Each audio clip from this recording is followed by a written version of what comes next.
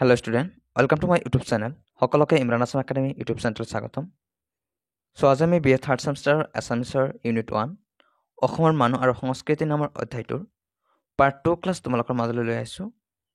আৰু ক্লাছটো খুব ইম্পৰ্টেণ্ট হয়। তোমালোকে ক্লাছটো গুৰুত্ব সহকাৰে চাবা আৰু যিখিনি নোট দিয়া হ'ব তোমালোকে নোটখিনি নিজৰ বহীত লিখি ৰাখিবা। গতিকে বলক আমি পলম নকৰি আজিৰ ক্লাছৰ প্ৰশ্নসমূহৰ মাজলৈ আগবাঢ়ি যাওঁ। আজিৰ ক্লাছৰ প্ৰথমটো কুৱেশ্যন হৈছে কুৱেশ্যন নম্বৰ 11। লোকসংস্কৃতি শব্দটোৰ ইংৰাজী প্ৰতিশব্দ কি? উত্তৰ, লোকসংস্কৃতি শব্দটোৰ ইংৰাজী প্ৰতিশব্দটো হ'ল ফল্কলৰে। ঠিক আছে, ফল্কলৰে হ'ল লোকসংস্কৃতি শব্দটোৰ ইংৰাজী প্ৰতিশব্দ। Next question number 12। ফল্কলৰে শব্দটো প্ৰথমে কোনে আৰু কেতিয়া ব্যৱহাৰ কৰিছিল? মনত ৰাখিবা।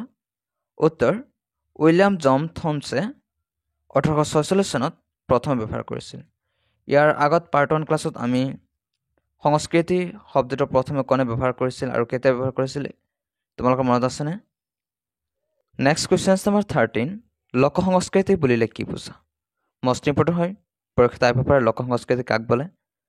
উত্তৰ, লোকসংস্কৃতি শব্দটোৰ ইংৰাজী প্ৰতিশব্দ হৈছে ফল্কলৰে। ইংৰাজ পণ্ডিত উইলিয়াম জন থমছে ফল্কলৰে শব্দটো প্ৰথমে ব্যৱহাৰ কৰিছিল। ফল্কলৰে শব্দটোৰ ফল্ক মানে হ'ল লোক বা মানুহ আৰু লৰে শব্দটোৰ অৰ্থ হ'ল সংস্কৃতি বা বিদ্যা। অৰ্থাৎ ইয়াৰ অৰ্থ হ'ল লোকসাধাৰণৰ জ্ঞান বা সংস্কৃতি।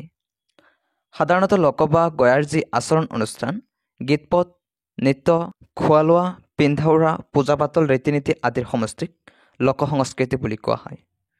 পৰীক্ষাত যদি আহে লোকসংস্কৃতি কাক বোলে তোমালোকে লিখিব পাৰিবানে? নেক্সট কুৱেশ্যন চাওঁ আমি কুৱেশ্যন নম্বৰ 14। লোকসংস্কৃতি পৰিৱৰ্তনশীল হয় নে নহয়? মষ্ট ইম্পৰ্টেণ্ট হয়, এইটো 1 মাৰ্কৰ কাৰণে পৰীক্ষাত আহে। উত্তৰ কি হয়? হয়, লোকসংস্কৃতি পৰিৱৰ্তনশীল হয়। Next question number 15। সংস্কৃতিৰ ভাগ কেইটা আৰু কি কি আলোচনা কৰা? এইটো কুৱেশ্যন 2018 চনত আহিছিল আৰু প্ৰশ্নটো আছিল সংস্কৃতিৰ শ্ৰেণী বিভাজন সম্পৰ্কে আলোচনা কৰা, এনেদৰে আহিছিল। মষ্ট ইম্পৰ্টেণ্ট হয় প্ৰশ্নটো, তোমালোকৰ পৰীক্ষাত আহিব পাৰে। উত্তৰ চাওঁ আমি। সংস্কৃতিৰ পৰিসৰ অতি ব্যাপক বা বহল। গুণ লক্ষণ বৈশিষ্ট্য আদি ফালৰ পৰা সংস্কৃতিক 3টা ভাগত ভাগ কৰা হৈছে। ভাগ 3টা হ'ল 1 নম্বৰ অভিজাত সংস্কৃতি বা মাৰ্গীয় সংস্কৃতি বুলিও কোৱা হয়, 2 নম্বৰ লোক সংস্কৃতি আৰু 3 নম্বৰ জনজাতীয় সংস্কৃতি।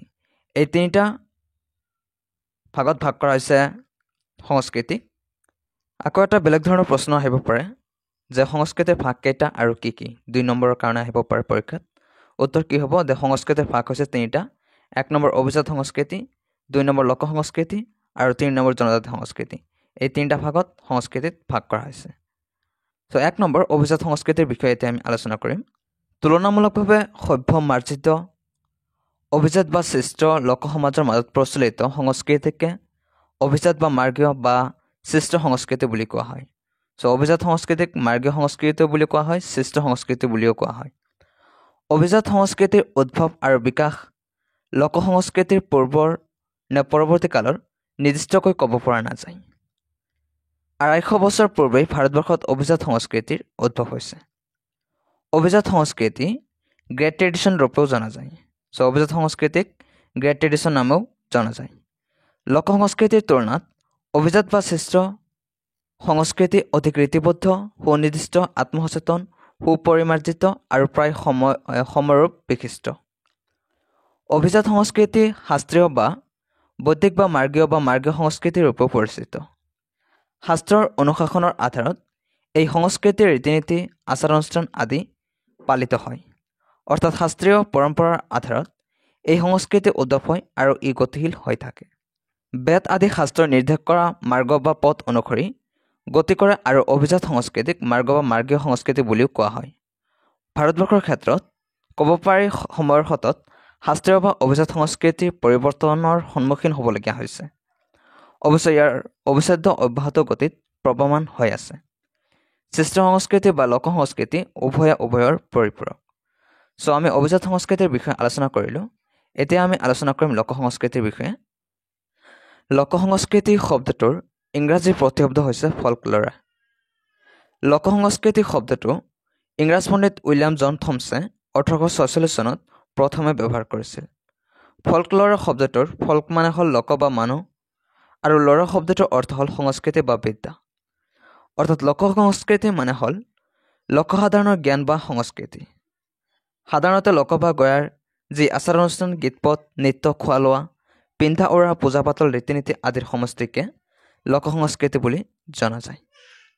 লোক সংস্কৃতি সম্বন্ধে পণ্ডিতসকলে আগবঢ়োৱা সূত্ৰ অনুযায়ী সৃষ্ট বা অভিজাত সংস্কৃতি থকা ঠাইতহে লোক সমাজ বা লোক সংস্কৃতিৰ বিকাশ হ'ব পাৰে।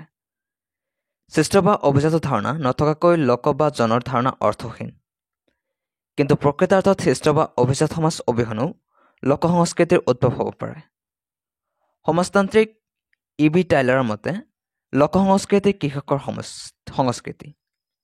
ৰবাৰ্ট ৰেডফিল্ডৰ মতে নগৰ বা চহৰ সৃষ্টিৰ পৰৱৰ্তী সমাজখন লোক সমাজ। তেওঁৰ মতে লোক সমাজ আৰু লোক সংস্কৃতি সমাজ সংস্কৃতিৰ পৰিপূৰ্ণ ৰূপৰ অংশ বিশেষ। অৰ্থাৎ তেওঁৰ মতে লোক সমাজ হ'ল অৰ্থ সমাজ আৰু লোক সংস্কৃতি হ'ল অৰ্থ সংস্কৃতি। তোমালোকক আৰু এটা প্ৰশ্ন সুধিব পাৰে যে লোক সংস্কৃতিক কৃষকৰ সংস্কৃতি বুলি কোনে কৈছিল? উত্তৰ কি হয়? E.B. টাইলাৰে লোক সংস্কৃতিক কৃষকৰ সংস্কৃতি বুলি কৈছিল। বা আকৌ বেলেগ ধৰণৰ আহিব পাৰে যে লোক সংস্কৃতিৰ যিকোনো দুটা সংজ্ঞা দিয়া। চ' অলৰেডি আমি দুজন ব্যক্তিৰ নাম পাইছোঁ ইয়াত। E.B. টাইলাৰে লোক সংস্কৃতিক কৃষকৰ সংস্কৃতি বুলি কৈছে আৰু ৰবাৰ্ট ৰেডফিল্ডে নগৰ বা চহৰ সৃষ্টিৰ পৰৱৰ্তী সমাজখনক লোক সমাজ বুলি কৈছে। চ' এই দুটা লিখি দিলেও হৈ যাব এনচাৰটো। ফল্ক বা লোক সংস্কৃতি সম্পৰ্কে গ্ৰহণযোগ্য তথা যথাৰ্থ সূত্ৰ আগবঢ়াইছিল এলান ডাণ্টেছে। প্ৰখ্যাত আহিব পাৰে যে লোক সংস্কৃতি সম্পৰ্কে গ্ৰহণযোগ্য সূত্ৰ কোনে আগবঢ়াইছিল? উত্তৰ কি হ'ব? এলান ডাণ্টেছে। তেওঁৰ মতে ন্যূনতম এটা উমৈহতীয়া উপাদানৰ অংশীদাৰ কোনো এক জনসমষ্টিয়ে লোক সংস্কৃতি।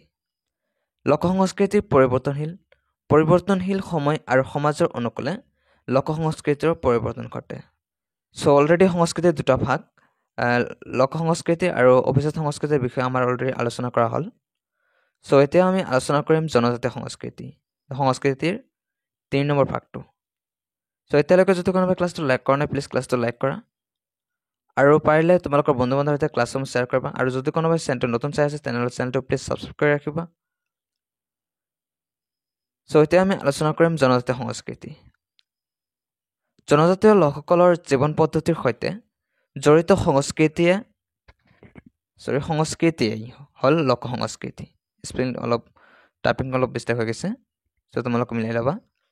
সুকীয়া ভাষা সংস্কৃতি আৰু অৰ্থনীতি থকা জনজাতি বা নৃগোষ্ঠীসমূহৰ দূৰ অতীতৰ পৰাই এক নিৰ্দিষ্ট ভৌগোলিক সীমাৰেখাৰ মাজত বসবাস কৰি আছে। জনজাতীয় সংস্কৃতি স্বয়ংসম্পূৰ্ণ। ই কম বেছি পৰিমাণে অক্ষত ৰূপত প্ৰচলিত হৈ থাকে।